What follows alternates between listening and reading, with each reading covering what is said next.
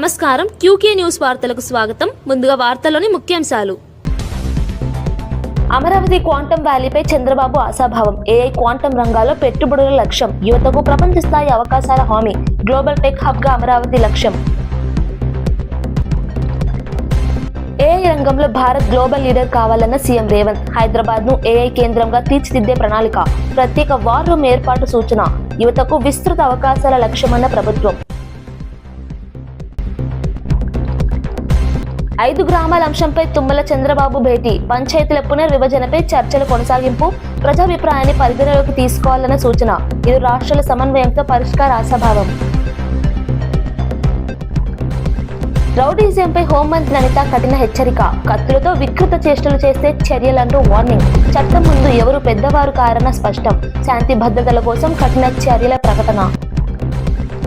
రైతు బంధు ఆలస్యంపై హరీష్ రావు ప్రశ్నలు. నిర్ణయించిన తేదీలు దాటినా సాయం లేదన్న విమర్శ. కాంట్రాక్టర్లకు నిధులు రైతులకు లేవా ప్రశ్న. పంటల సీజన్లో స్పష్టత ఇవ్వాలన్న డిమాండ్.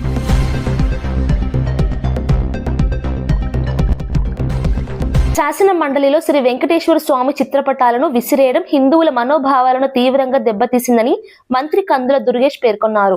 పవిత్రమైన సభలో దేవుడి చిత్రపటాలపై అవమానకర ప్రవర్తన చేయడం అత్యంత హేయమైన చర్య అని విమర్శించారు. ఈ ఘటనపై వైసీపీ అధినేత జగన్ బహిరంగ క్షమాపణ చెప్పాలని డిమాండ్ చేశారు. సభలో స్వామివారిని అవమానించిన సభ్యులపై తక్షణమే కఠిన చర్యలు తీసుకోవాలని కోరారు. భక్తి భావాన్ని రాజకీయ లాభాల కోసం వాడుకోవడం తగదని అన్నారు. హిందూ దేవతలను లక్ష్యంగా చేసుకుని వైసీపీ రాజకీయాలు చేస్తోందని ఆరోపించారు. ప్రజాస్వామ్య వేదిక అయిన సభ గౌరవాన్ని కాపాడాల్సిన బాధ్యత ప్రతి సభ్యుడిపై ఉందని స్పష్టం చేశారు. ఈ ఘటనపై ప్రభుత్వం సరైన చర్యలు తీసుకుంటుందని తెలిపారు. ఆ చిత్రపటాన్ని ఒక ప్లకార్డ్ లా వాడుతూ సభలోకి తీసుకురావడం అనేదే చాలా పెద్ద అపచారం. అంటే దీనికి వైఎస్ జగన్మోహన్ రెడ్డి గారి యొక్క డైరెక్షన్తో నడిచేరనేటువంటిది స్పష్టంగా కనపడతా ఉంది.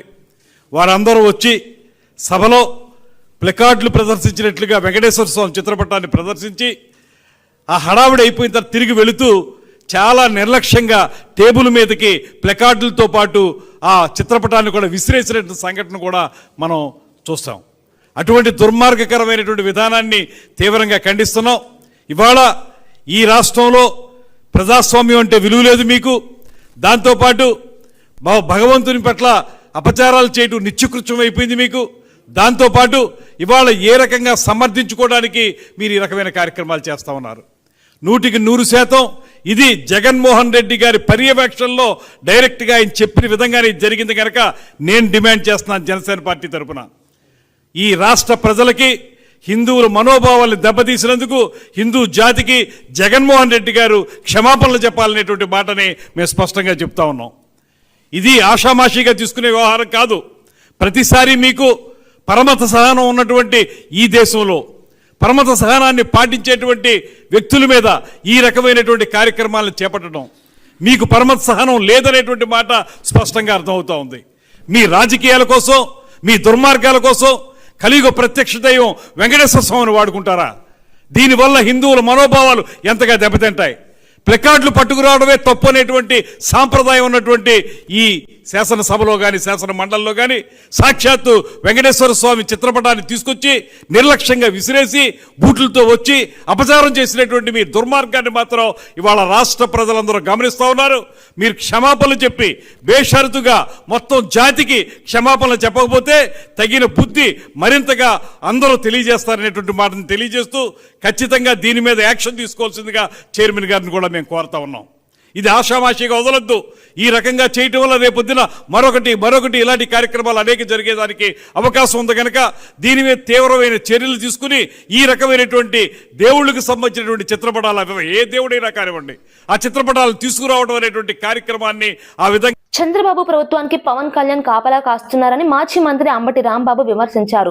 కూటమి ప్రభుత్వం కేవలం చంద్రబాబు ప్రయోజనాల కోసం పనిచేస్తోందని ఆరోపించారు. పవన్ అసలు బలం తన కులమని, కానీ చంద్రబాబు బలం మాత్రం పవనేనని వ్యాఖ్యానించారు. ప్రజల సమస్యలపై దృష్టి పెట్టకుండా రాజకీయ లెక్కలు చూసుకుంటున్నారని మండిపడ్డారు.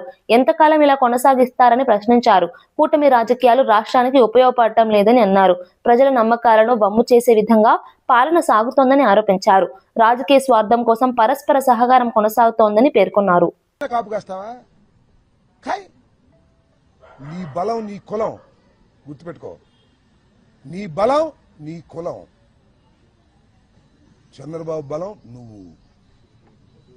అర్థమైందా? చంద్రబాబు బలం నువ్వు, నీ బలం కులం. రాజకీయం చేస్తున్నావు, పిచ్చి రాజకీయం చేసుకో, అభ్యంతరం లేదు.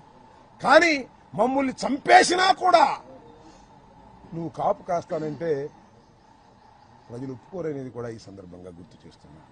టైం విల్ కమ్, పరిస్థితులు వస్తాయి. 20 మాసాలు అయిపోయింది ఈ ప్రభుత్వానికి. నేనేమి విధ్వంసకారుని కాదు. నా మీదకి వచ్చారే వందనాదేవి గారు, చూశారుగా ఏం తిట్టిందో ఒక మహిళ. వైసీపీ శాసన సభాపక్ష కార్యాలయం వద్ద మార్షల్స్ మోహరించడంతో రాజకీయ ఉద్రిక్తత నెలకొంది. తాము క్షమాపణ చెప్పే ప్రసక్తే లేదని ఎమ్మెల్సీ బొత్స సత్యనారాయణ స్పష్టం చేశారు. ముందుగా చంద్రబాబే క్షమాపణ చెప్పాలని డిమాండ్ చేశారు. తిరుమల లడ్డుపై అబద్ధపు ప్రచారం జరిగిందని ఆరోపించారు. స్వామివారిని రాజకీయాల్లోకి లాగింది కూటమి నేతలేనని పేర్కొన్నారు. మండలిలో తమ సభ్యులు చెప్పులు ధరించలేదని, తానే స్వయంగా చెప్పులు విప్పమని సూచించామని తెలిపారు. ఆధ్యాత్మిక అంశాలను రాజకీయ ప్రయోజనాల కోసం ఉపయోగించడం సరైంది కాదన్నారు. నిజాలు బయటకు రావాలని కోరారు.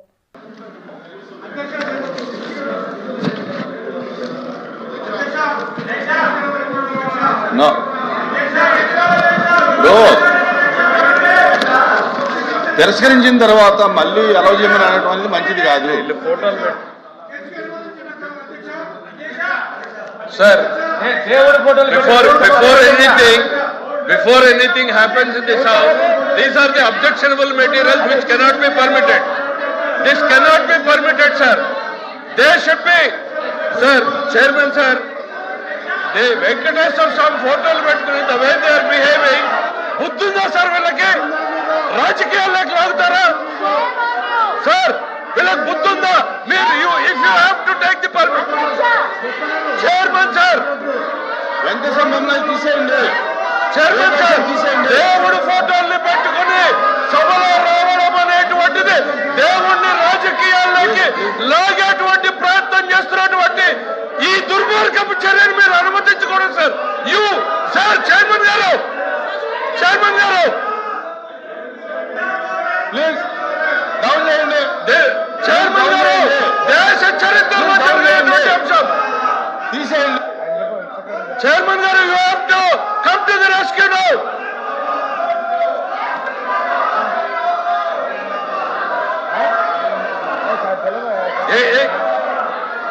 చైర్మన్ గారు, సార్, చైర్మన్ సార్, దేవుడు అంటే నమ్మకం లేదు, దేవుడు అంటే గౌరవం లేదు, దేవుడు అంటే భయం లేదు. కేవలం నాయకుడు చెప్పినట్టు నడుచుకున్నటువంటి ఈ ప్రక్రియలో వెంకటేశ్వర స్వామి ఫోటోల్ని ఈ రకంగా సభలో తీసుకురావడం, ఇది హిందూ ధర్మాన్ని, హిందూ జాతి నమ్మకాన్ని, ఇది ప్రజల్ని ఈ రకమైనటువంటి చర్యల ద్వారా రెచ్చగొట్టేటువంటి ప్రయత్నం చేస్తూ ఉంది. ఇది దుర్మార్గమైనటువంటి చర్య సార్. మీరు దయచేసి దీన్ని అనుమతించొద్దు. దీన్ని నిర్దాక్షిణ్యంగా, ఇట్ ఈస్ యువర్ రెస్పాన్సిబిలిటీ. ఈ ప్లే కార్డులు కానీ, ఈ దేవుడి బొమ్మలు కానీ చేయని అనుమతి లేదు, చేయని అనుమతి లేదు. Please please, the house is exam for 10 minutes. రౌడీయిజంపై హోంమంత్రి వంగలపూడి అనిత తీవ్రంగా మండిపడ్డారు. రోడ్లపై కత్తులతో కేకులు కట్ చేస్తూ వికృత చేష్టలు చేసే వారిని ఉపేక్షించబోమని హెచ్చరించారు. చట్టం ముందు ఎవరూ పెద్దవారు కాదని స్పష్టం చేశారు. ఇది రాజారెడ్డి రాజ్యాంగం కాదని, ముఖ్యమంత్రి చంద్రబాబు నడిపిస్తున్న అంబేద్కర్ రాజ్యాంగం అని పేర్కొన్నారు. శాంతి భద్రతలను కాపాడేందుకు కఠిన చర్యలు తీసుకుంటామని తెలిపారు. ప్రజల్లో భయం కలిగించే చర్యలను సహించబోమని హెచ్చరించారు. యువత చట్టాన్ని గౌరవించాలని సూచించారు. రాష్ట్రంలో నేరాలకు తావు లేకుండా పోలీస్ వ్యవస్థ పనిచేస్తుందని వివరించారు. చూస్తూ ఊరుకోవడానికి ఇక్కడ ఉన్నది జగన్మోహన్ రెడ్డి కాదు అధ్యక్ష, హింసను ప్రేరేపించడానికి. ఇక్కడ ఉన్నది చంద్రబాబు నాయుడు గారు. మూగ జీవాల్ని కూడా తలలు నరికి తలలు దాంతోనేమో అభిషేకాలు చేస్తాము, మాకు నచ్చినట్టు మేము ఉంటామని చెప్పడానికి ఇది రాజారెడ్డి రాజ్యాంగం కాదు. ఇది గౌరవ ముఖ్యమంత్రి గారు నడిపిస్తున్న అంబేద్కర్ రాజ్యాంగం. తప్పు చేసిన వాడు ఎలాంటి వాడైనా, ఏ పార్టీ వాడైనా, ఎలాంటి సిచ్యువేషన్లో ఉన్నా కూడా వాడికి శిక్ష తప్పదు అని చెప్పడానికి మేము ఇక్కడ నుంచే మెసేజ్ ఇస్తున్నాం అధ్యక్ష. ప్రతి ఒక్కరు కూడా గీత దాటితే కటకటాలే, అంతకు మించి వేరేది ఏమీ లేదు. దానికి సంబంధించి మీరు ఎన్ని మాట్లాడుకున్నా బయట అన్నిటికీ సమాధానం చెప్పడానికి మేము సిద్ధంగా ఉన్నాం.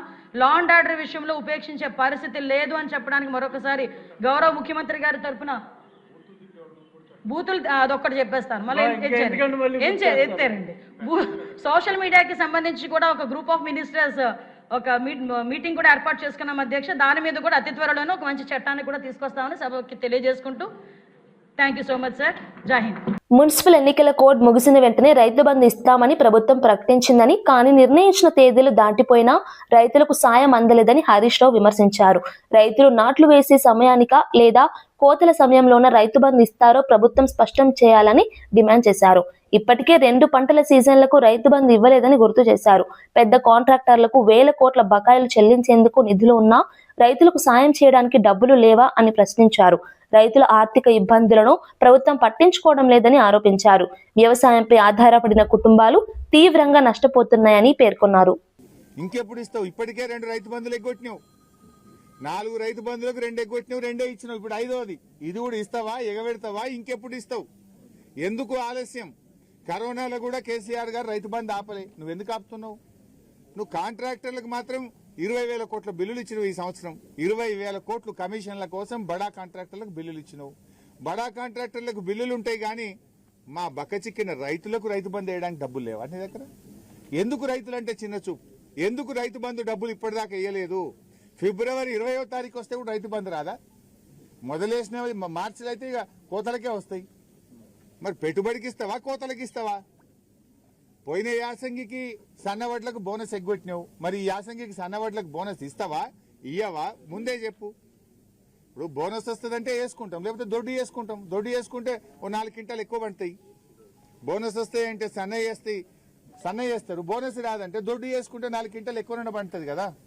నువ్వు పోయిన యాసంగికి బోనస్ ఎగ్గొట్టినావు, మరి ఈ యాసంగికి బోనస్ ఉంటుందా ఉండదా రైతులకు స్పష్టం చేయాలని చెప్పి కూడా నేను డిమాండ్ చేస్తూ, అమరావతిలో ఏర్పాటు చేస్తున్న క్వాంటమ్ వ్యాలీ గురించి ప్రపంచం మాట్లాడే రోజు సమీప భవిష్యత్తులో వస్తుందని ముఖ్యమంత్రి చంద్రబాబు అన్నారు. అత్యాధునిక సాంకేతిక రంగాలలో ఆంధ్రప్రదేశ్ ను ముందంజలో నిలపాలన్నదే ప్రభుత్వ లక్ష్యమని తెలిపారు. క్వాంటమ్ కంప్యూటింగ్, ఆర్టిఫిషియల్ ఇంటెలిజెన్స్ రంగాల్లో పెట్టుబడులను ఆకర్షిస్తామని పేర్కొన్నారు. యువతకు ప్రపంచ స్థాయి అవకాశాలు కల్పించేందుకు ప్రత్యేక విధానాలు రూపొందిస్తున్నామని చెప్పారు. అమరావతిని గ్లోబల్ టెక్నాలజీ హబ్ గా తీర్చిదిద్దుతామని స్పష్టం చేశారు. రాష్ట్ర అభివృద్ధికి సాంకేతికత కీలకమని పేర్కొన్నారు. Not only AI, integrated data centers, AI, quantum, you name anything, everything we are going in the direction. We are very happy. Things are happening positively. We are living in an inspiring time. Everybody has to work in the direction. Chandrababu దేవుడిపై ఎంత భక్తి ఉందో ఒక photo చాలని YCP MLC వరుడు కళ్యాణి వ్యాఖ్యానించారు. షూలు వేసుకుని పూజలు చేసిన దృశ్యాలను ప్రస్తావిస్తూ విమర్శించారు. జగన్ చంద్రబాబు మధ్య భక్తి విషయంలో తేడా స్పష్టమని పేర్కొన్నారు. దేవుడి అంశాన్ని రాజకీయంగా ఉపయోగించడం తగదని అన్నారు. భక్తి వ్యక్తిగతమైదనే రిపీట్ ఉంది.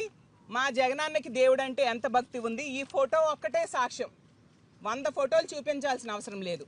కనీసం స్వామి తాలూకా ప్రసాదం తీసుకున్నా, ఒక ఫోటో తీసుకున్నా, ఏదైనా చెప్పులు విడిచిపెట్టి జగనన్న చేస్తారు. అదే చంద్రబాబు నాయుడు గారు అయితే ప్రతి సందర్భంలో కూడా మనం చూసాం, షూ వేసుకొనే పూజల్లో పాల్గొంటారు, లేదంటే ఫోటోలు తీసుకొని అతను పూజా కార్యక్రమాలకు వెళ్తారు. అంటే దీన్ని బట్టి అర్థం కావట్లేదా ఎవరికి దేవుడంటే భక్తి ఉంది, ఎవరు దేవుడంటే భక్తి లేకుండా ఉన్నట్టుగా యాక్ట్ చేస్తున్నారనే విషయం స్పష్టంగా అర్థమవుతుంది. కౌన్సిల్లో ఎవరైనా పట్టుకున్న వాళ్ళం కూడా చెప్పులు విడిచిపెట్టి, అది కూడా ఆ దేవదేవుడు అందరికీ మంచి బుద్ధి ప్రసాదించాలి, దేవుడు వాడే లడ్డూకు వాడే నెయ్యిలో కల్తీ జరిగింది అనేసి తప్పుడు ఆరోపణలు మీరు చేశారు కాబట్టి దాని మీద చర్చ జరగాలి. ఇందాపూర్కి అలాగే హెరిటేజ్కి ఉన్న సంబంధాల మీద చర్చ జరగాలి, వీళ్ళకి మంచి బుద్ధి ప్రసాదించు దేవుడా అనేసి మాత్రమే చెప్పడం జరిగింది. కాబట్టి ఇప్పటికైనా వీళ్ళు ఈ డైవర్షన్ పాలిటిక్స్ మానుకొని ప్రజలు కోరుకున్నట్టుగా, మా కౌన్సిల్లో మా వైఎస్ఆర్ కాంగ్రెస్ పార్టీ సభ్యులందరూ కోరుకున్నట్టుగా హెరిటేజ్కి ఇందాపూర్కి ఉన్న సంబంధాల మీద చర్చ జరగాల్సిందిగా, జరిగేట్టుగా చేయాల్సిందిగా మేము డిమాండ్ చేస్తూ సెలవు తీసుకుంటాం. ఒక నేతకు తెలంగాణ ప్రజలు జాతిపిత అనే పేరు ఇచ్చారని మాజీ ఎమ్మెల్యే నన్నపునేని నరేంద్ర వ్యాఖ్యానించారు.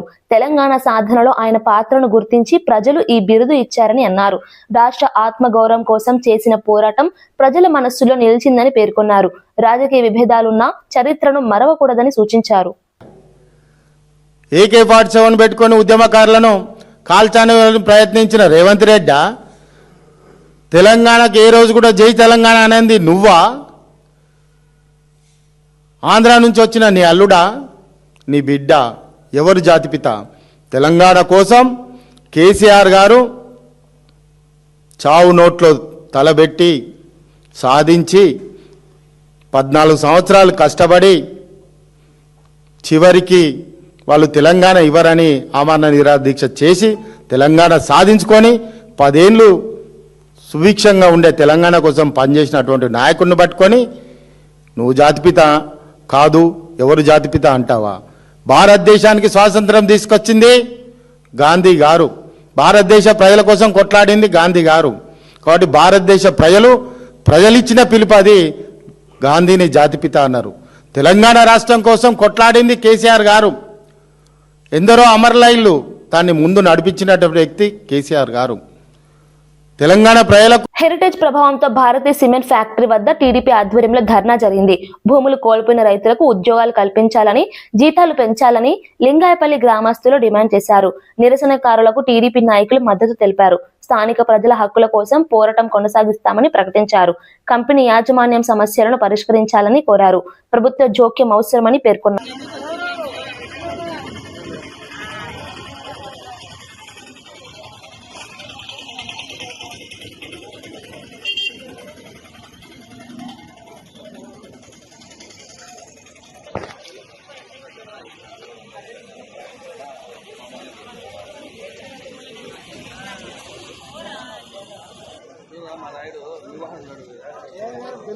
ఏఐ రంగంలో భారత్ ప్రపంచ నాయకత్వం సాధించాలని తెలంగాణ సీఎం రేవంత్ రెడ్డి ఆకాంక్షించారు.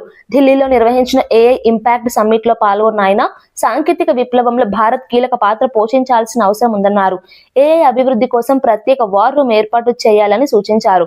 హైదరాబాద్ ఈ రంగానికి అత్యంత అనువైన కేంద్రంగా ఎదుగుతోందని పేర్కొన్నారు. ఇప్పటికే హైదరాబాద్ లో ఆధునిక సదుపాయాలతో ఏఐ యూనివర్సిటీ ఏర్పాటు చేస్తున్నామని వివరించారు. స్టార్టప్లు, పరిశ్రమలు, అకాడమిక్ సంస్థల మధ్య సమన్వయం పెంచి యువతకు విస్తృత అవకాశాలు కల్పించాలన్నదే ప్రభుత్వ లక్ష్యమన్నారు. సాంకేతిక రంగం ద్వారా ఉపాధి అవకాశాలు పెరుగుతాయని విశ్వాసం వ్యక్తం చేశారు. AI can add us to itself. Combine AI and robotics, machines have both physical and mental capabilities. In this context, it is important when we set an agenda for the future, and AI race has already begun. We see leadership of a few countries, companies, and people. Iconic towers లో శాఖల వారీగా ఉద్యోగులకు work space కేటాయింపులపై మంత్రి నారాయణ ఆధ్వర్యంలోని మంత్రివర్గ ఉపసంఘం సమావేశమైంది. ఆధునిక సౌకర్యాలతో ప్రభుత్వ కార్యాలయాలను ఒకే ప్రాంగణంలో ఏర్పాటు చేసే విధంగా ప్రణాళికలు సిద్ధం చేస్తున్నారు. ఉద్యోగులకు సౌకర్యవంతమైన వాతావరణం కల్పించడమే లక్ష్యమని పేర్కొన్నారు. శాఖల మధ్య సమన్వయం మెరుగుపడేలా వర్క్ స్పేస్ డిజైన్ చేయాలని నిర్ణయించారు. ప్రజలకు సేవలు త్వరగా అందేలా పరిపాలన వ్యవస్థను సమర్థవంతంగా తీర్చిదిద్దాలని చర్చించారు. త్వరలోనే తుది నిర్ణయాలు తీసుకునే అవకాశం ఉందని తెలిపారు. శాంక్షన్ ఎంత ఉంది అనే డేటా అంతా తీసుకుని నెక్స్ట్ మండే మళ్ళా జీఓఎం పెడతాం. నెక్స్ట్ మండే కల్లా ఆ డేటా ప్రజెంట్ చేయమని చెప్పడం జరిగింది. ఇప్పుడు యాజ్ ఇట్ ఈజ్గా వాళ్ళు తీసుకున్నది 2014-19లో 26,700 మంది ఉంటారని ఎస్టిమేట్ చేసి దానికి తగ్గట్టుగా యాక్చువల్గా ఆ రోజు ఈ 31.71 లక్షల కార్పెట్ ఏరియా వచ్చే విధంగా డిజైన్ చేశారు. 31.71 lakh square feet. దాన్ని జీఓఎం నెక్స్ట్ మండే మళ్ళా కూర్చుంటుంది. ఈ లోపల ఇతర రాష్ట్రాల్లో ఉన్న కొత్తగా కట్టిన సచివాలయం ఏదైతే ఉండే నయా రాయ్పూర్ కానీ లేదా మన పక్క రాష్ట్రం హైదరాబాద్ కానీ అదేవిధంగా సెంట్రల్లో కట్టింది కానీ వాటిల్ని కూడా స్టడీ చేసి దాంట్లో కూడా ఎన్ని స్క్వేర్ ఫీట్ కట్టారు, ఎంతమందికి అకామిడేషన్ ఇచ్చారు. అమరావతిలో ఏపీ ముఖ్యమంత్రి చంద్రబాబుతో మంత్రి తుమ్మల నాగేశ్వరరావు భేటీ అయ్యారు. రాష్ట్ర విభజన సమయంలో ఆంధ్రాలో కలిసిన 5 గ్రామ పంచాయతీలను తిరిగి తెలంగాణలో కలపాలనే అంశంపై చర్చించారు. ఈ గ్రామాల ప్రజల అభిప్రాయాలను పరిగణలోకి తీసుకోవాలని తుమ్మల కోరినట్లు సమాచారం. పరస్పర సహకారంతో సమస్య పరిష్కారం సాధ్యమవుతుందని ఆశాభావం వ్యక్తమైంది. ఇరు రాష్ట్రాల మధ్య సమన్వయం ద్వారా పరిష్కారం కనుగొనే దిశగా చర్చలు కొనసాగుతాయని వర్గాలు తెలిపారు. సమస్యలు విభజన చట్టంలో జరిగినటువంటి లోటుపాట్లతో పాటు ఆ రాష్ట్రానికి ఈ రాష్ట్రానికి ఉన్నటువంటి అనుసంధానంగా ఉన్నటువంటి రహదారుల విషయంలో, రైల్వే లైన్ల విషయంలో, ముఖ్యంగా విభజన చట్టం అప్పుడు భద్రాచలం పట్టణానికి ఎగువ భాగాన ఉన్నటువంటి గ్రామాలు కూడా ఆ రోజున చట్టంలో భద్రాచలం మండలంలో ఉండటం మూలాన ఆంధ్రప్రదేశ్లోకి తీసుకురావడం జరిగింది. ఆనాడు ప్రాజెక్టు కోసం 7 మండలాలు తెలంగాణ నుంచి ఆంధ్రప్రదేశ్కి బదిలీ చేశారు. దానికి కూడా తెలంగాణ ప్రభుత్వం వాళ్ళు పోలవరం కట్టుకోవాలి కాబట్టి యాక్సెప్ట్ చేశారు విభజన చట్టం ప్రకారంగా. కేవలం భద్రాచలం పట్టణం నుంచి మళ్ళీ తెలంగాణ రాష్ట్రానికి పోవాలంటే 5 గ్రామాల గుండా వెళ్లాల్సి వస్తుంది. 5 గ్రామాలు కూడా తెలంగాణలో కలపాలి అని చెప్పి రిక్వెస్ట్ చేశాం. ముఖ్యమంత్రి అయిన మొదట్లో కూడా చెప్పాము, డిస్కషన్స్లో వాటిని కూడా ఆలోచిస్తామని చెప్పారు. అదేవిధంగా తిరుమల తిరుపతిలో తెలంగాణ భవన నిర్మాణం కోసం స్థలం అడిగాం. అది కూడా సానుభూతితోటి పరిశీలిస్తామని చెప్పడం జరిగింది. రెండవది రైల్వే లైన్లకు సంబంధించి సత్తుపల్లి వరకు ఇప్పుడు రైల్వే లైన్లు అందుబాటులో ఉన్నాయి. దాన్ని కొండపల్లికి కానీ కొవ్వూరుకి కానీ మార్చుకోవాలంటే ఎక్కువ భూభాగం ఆంధ్రప్రదేశ్లోనే ఉంది. మా రాష్ట్రంలో నుంచి 10 కిలోమీటర్లు దాటితే తిరువూరు నుంచి కొండపల్లికి 50 కిలోమీటర్లోనే రైల్వే లైన్ కొండపల్లి కనెక్టివిటీ అవుతుంది. అప్పుడు బొగ్గు రవాణాకు కావచ్చు, వేరే రకమైనటువంటి రైల్వే ఉపయోగాలకి అమరావతికి అనుసంధానం అవుతుంది. ఆనాడు చుట్టూ తిరిగి వచ్చే పని లేకుండా నేరుగా సత్తుపల్లి నుంచి కొవ్వూరుకి, సత్తుపల్లి నుంచి అమరావతికి కనెక్టివిటీ వస్తుందని చెప్పాం. అది కేంద్ర ప్రభుత్వంతో మీరు సంప్రదించి ఆ 2 పనులు చేస్తే సింగరేణితోటి పాటు భద్రాద్రితోటి పాటు తెలంగాణ రాష్ట్రానికి అటు ఛత్తీస్గఢ్, జగదల్పూర్, మధ్యప్రదేశ్కి కూడా రైల్వే కనెక్టివిటీ వస్తుందని చెప్పి రిక్వెస్ట్ చేయడం జరిగింది. అదేవిధంగా 2 నేషనల్ హైవేలు ముఖ్యంగా పెండింగ్లో ఉన్నాయి. జగ్గయ్యపేట నుంచి కొత్తగూడెం వైరా తల్లాడ మీదుగా అది పెండింగ్లో ఉంది. ఎక్కువ భూభాగం ఆంధ్రాలో ఉంది. అదేవిధంగా వార్తలు ముగించే ముందు ముఖ్యాంశాలు మరోసారి. అమరావతి క్వాంటమ్ వ్యాలీపై చంద్రబాబు ఆశాభావం. ఏఐ క్వాంటమ్ రంగాల్లో పెట్టుబడుల లక్ష్యం. యువతకు ప్రపంచ స్థాయి అవకాశాల హామీ. గ్లోబల్ టెక్ హబ్ గా అమరావతి లక్ష్యం. ఏఐ రంగంలో భారత్ గ్లోబల్ లీడర్ కావాలన్న సీఎం రేవంత్. హైదరాబాద్ ను ఏఐ కేంద్రంగా తీర్చిదిద్దే ప్రణాళిక. ప్రత్యేక వార్ రూమ్ ఏర్పాటు సూచన. యువతకు విస్తృత అవకాశాల లక్ష్యమన్న ప్రభుత్వం.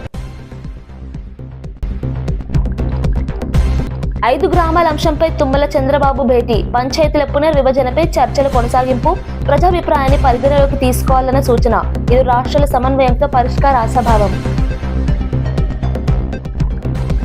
రౌడీజంపై హోంమంత్రి అనిత కఠిన హెచ్చరిక. కత్తులతో వికృత చేష్టలు చేస్తే చర్యలంటూ వార్నింగ్. చట్టం ముందు ఎవరు పెద్దవారు కారన్న స్పష్టం. శాంతి భద్రతల కోసం కఠిన చర్యల ప్రకటన. రైతు బంధు ఆలస్యంపై హరీష్ రావు ప్రశ్నలు. నిర్ణయించిన తేదీలు దాటినా సాయం లేదన్న విమర్శ. కాంట్రాక్టర్లకు నిధులు రైతులకు లేవా ప్రశ్న. పంటల సీజన్లో స్పష్టత ఇవ్వాలన్న డిమాండ్.